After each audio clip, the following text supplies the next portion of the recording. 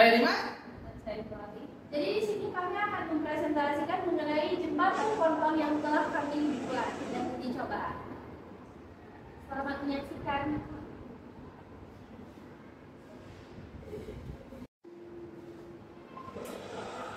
Nah, latar belakang dari pembuatan jembatan kami itu adalah dalam era globalisasi dan perkembangan zaman yang besar, pendidikan tidak lagi terbatas pada teori semata. Pembelajaran modern menggabungkan teori dan praktik untuk menghasilkan pemahaman yang lebih komprehensif dan aplikatif dalam materi fisika.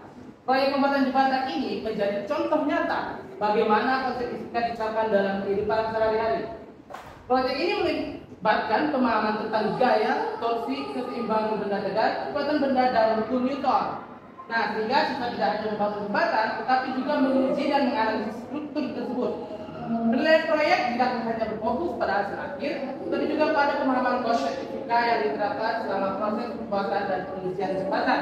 Dengan demikian, proyek semacam ini untuk membantu siswa mengembangkan keterampilan berpikir kritis dan analitis yang relevan di era globalisasi. Lanjut. Oke, selanjutnya adalah ujian penelitian kami.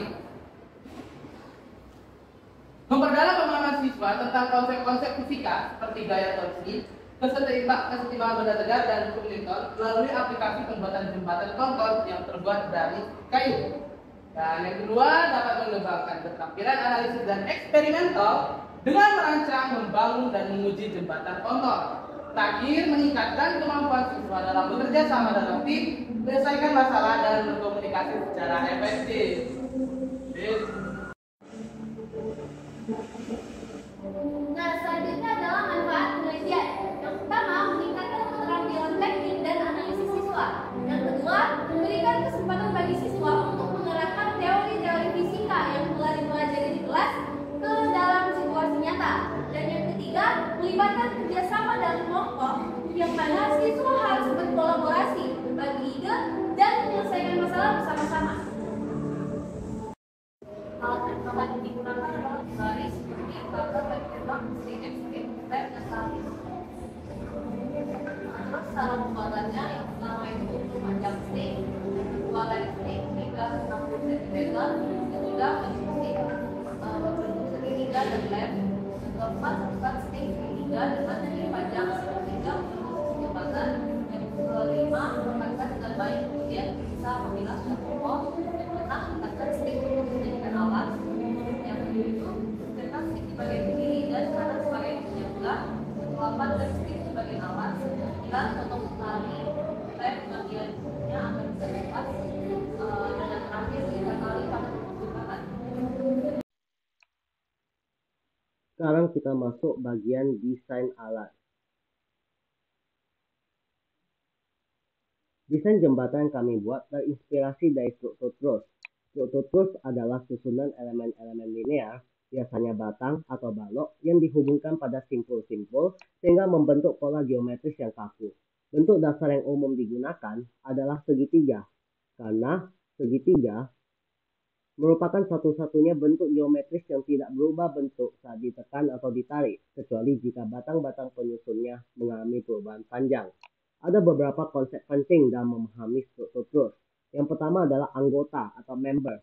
Elemen-elemen linear yang membentuk trus dalam konteks jembatan stick es krim berperan sebagai anggota trus. Yang kedua adalah simpul atau joint, titik pertemuan antara dua atau lebih anggota, di mana pada model jembatan, simpul-simpul ini dihubungkan dengan tali. Yang ketiga adalah beban atau load, gaya yang bekerja pada trus. Beban ini dapat berupa berat dari objek yang melintasi jembatan atau berat jembatan itu sendiri. Dan yang terakhir adalah gaya dalam anggota atau internal force, di mana gaya tarik atau tekan yang bekerja pada si anggota trus. Anggota trus harus mampu menahan gaya-gaya ini untuk menjaga integritas struktur. Struktur trus memiliki beberapa keunggulan yang membuatnya sangat populer dalam aplikasi konstruksi. Yang pertama adalah efisiensi material. Trus memungkinkan penggunaan material yang minimal untuk mencapai kekuatan yang maksimal. Hal ini dicapai melalui distribusi beban yang merata dan pengecilan bentuk geometris. Yang kedua adalah kekuatan dan stabilitas. Bentuk segitiga dalam trus memberikan stabilitas yang sangat tinggi, mencegah perubahan bentuk atau deformasi yang bisa mengakibatkan keruntuhan. Yang ketiga adalah fleksibilitas desain. Terus dapat dirancang dalam berbagai bentuk dan ukuran, memungkinkan adaptasi terhadap kebutuhan spesifik proyek. Yang keempat adalah kemudahan pembuatan dan perakitan. Terus seringkali terdiri dari elemen-elemen prefabrikasi yang mudah dirakit di lokasi konstruksi, sehingga mengurangi waktu dan biaya. Struktur terus digunakan secara luas dalam konstruksi jembatan, gedung, dan berbagai jenis bangunan lainnya, karena kemampuannya dalam menahan beban secara efisien. Pola segitiga dalam trus memungkinkan distribusi gaya secara merata, meminimalisir deformasi, dan meningkatkan stabilitas struktur secara keseluruhan. Dengan menggunakan trus, para insinyur dapat menciptakan struktur yang kuat namun ringan, sehingga memungkinkan desain yang lebih fleksibel dan ekonomis.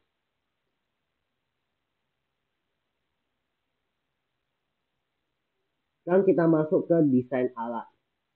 Berikut ada penjelasan detail dari berbagai bagian dan elemen desain yang terdapat pada jembatan kami. Yang pertama adalah tampak dari samping. Pada gambar pertama, terlihat tampak samping dari jembatan. Bagian ini menunjukkan struktur utama jembatan yang terdiri dari berbagai elemen penting, di mana terdiri atas, terus segitiga. Terdapat beberapa segitiga yang disusun secara simetris di sepanjang jembatan, di mana struktur segitiga ini berfungsi untuk menyalurkan beban dari atas jembatan ke kedua sisi fondasi. Segitiga merupakan bentuk geometris yang sangat kuat dan stabil dalam struktur bangunan. Kemudian yang kedua ada tumpuan utama. Bagian bawah jembatan dibuat dengan stick es krim yang disusun horizontal dan saling mengunci, memberikan stabilitas tambahan dan mendistribusikan beban secara merata ke seluruh bagian bawah jembatan. Yang ketiga adalah penguat vertikal. Beberapa stick vertikal ditempatkan di antara trus segitiga untuk memperkuat struktur dan mencegah deformasi yang mungkin terjadi akibat beban yang tidak merata. Kemudian kita masuk ke tampak dalam, di mana struktur-struktur utama dari bagian dalam jembatan kami terdiri atas penguat diagonal, di mana terdapat stick-stick yang disusun secara diagonal di dalam trus segitiga yang berfungsi untuk menahan gaya geser dan memberikan tambahan kekuatan terhadap tekanan horizontal dan vertikal. Kemudian ada struktur melintang. Beberapa stick es krim ditempatkan melintang di antara trus untuk menambah kekuatan dan kekakuan pada jembatan. Struktur ini membantu dalam menjaga integritas jembatan saat menerima beban. Kemudian kita masuk ke bagian atas dari jembatan, di mana terdiri atas dua struktur utama juga. Yang pertama ada lantai jembatan, di mana bagian atas jembatan dibuat dari stick es krim yang disusun secara horizontal untuk membentuk lantai.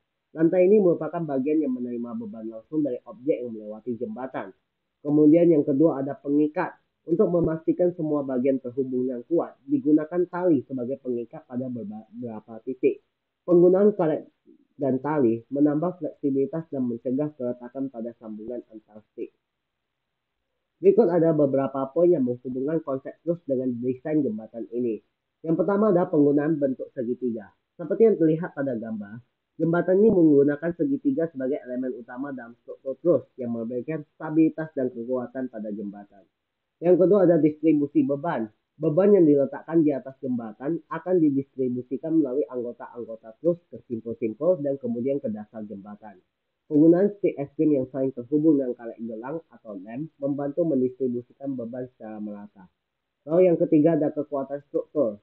Penguat diagonal di dalam trus menambah kekuatan terhadap gaya geser dan memastikan jembatan dapat menahan beban tanpa deformasi yang signifikan. Dan yang terakhir adalah material sederhana. Meskipun menggunakan material sederhana seperti stick es krim dan tali, desain ini menunjukkan bagaimana prinsip trus dapat diterapkan untuk menciptakan struktur yang kuat dan stabil. Ini juga menggambarkan efisiensi material yang menjadi salah satu keunggulan utama dari trus. Kita sekarang masuk ke hasil uji coba. Kelompok kami melakukan uji coba sebanyak 5 kali dengan berat beban yang berbeda, sehingga dapat dites ketahanannya dan dapat ditentukan berat beban maksimal dari jembatan yang dibuat.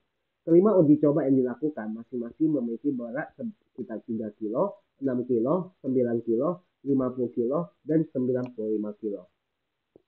Pada uji coba pertama, yaitu uji coba dengan menggunakan satu batu bata atau berat beban sekitar 3 kilo, jembatan tidak mengalami kerusakan atau kepatahan sama sekali, sehingga kami mencoba menambah beban pada jembatan.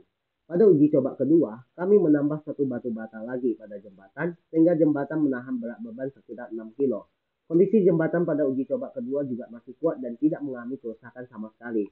Pada uji coba ketiga, jembatan menahan 3 batu bata dan lagi tidak mengalami kerusakan pada jembatan. Selanjutnya pada uji coba keempat, kami mencoba menguji ketahanan jembatan dengan menahan berat anggota kelompok kami yaitu Keisha. Setelah Keisha berdiri di atas jembatan, jembatan masih dapat menahan beban dan tidak mengalami kerusakan sama sekali. Sehingga kami memutuskan untuk menguji ketahanan jembatan dengan mencoba menahan beban anggota kelompok kami yang lain.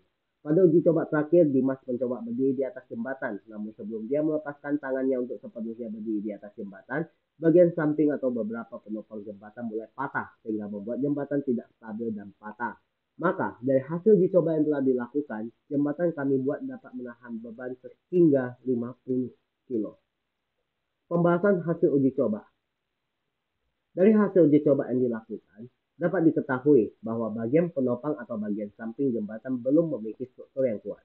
Hal tersebut dapat dikarenakan dua hal, yaitu pada bagian penopang hanya terdapat 2 layer yang menahan beban sehingga kurang dalam menahan benda yang memiliki berat beban yang tinggi dan desain alat yang kurang merata sehingga pada bagian samping jembatan dan bagian lain jembatan kurang melekat.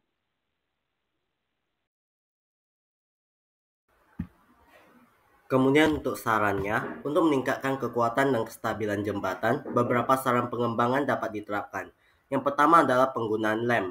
Menambahkan lem pada sambungan stik es krim dapat memberikan kekuatan tambahan dan memastikan sambungan lebih permanen. Yang kedua adalah pengujian beban. Melakukan pengujian beban dengan berbagai jenis berat dapat membantu dalam menilai kinerja struktur dan membuat penyesuaian yang diperlukan.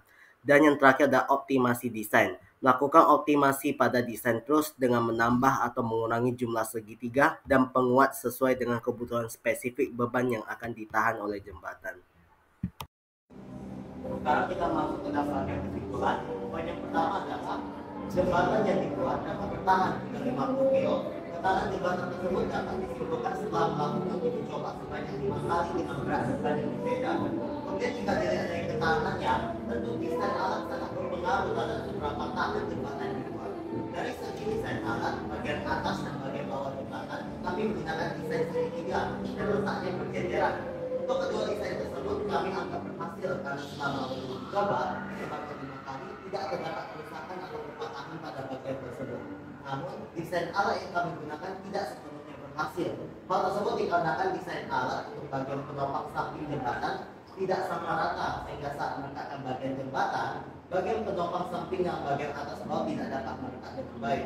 Selain kurang merekat, bagian penopang samping jembatan juga memiliki kekurangan lain, yaitu kurangnya layer sehingga tidak dapat menahan beban secara maksimal. Sekian presentasi dari kami. Terima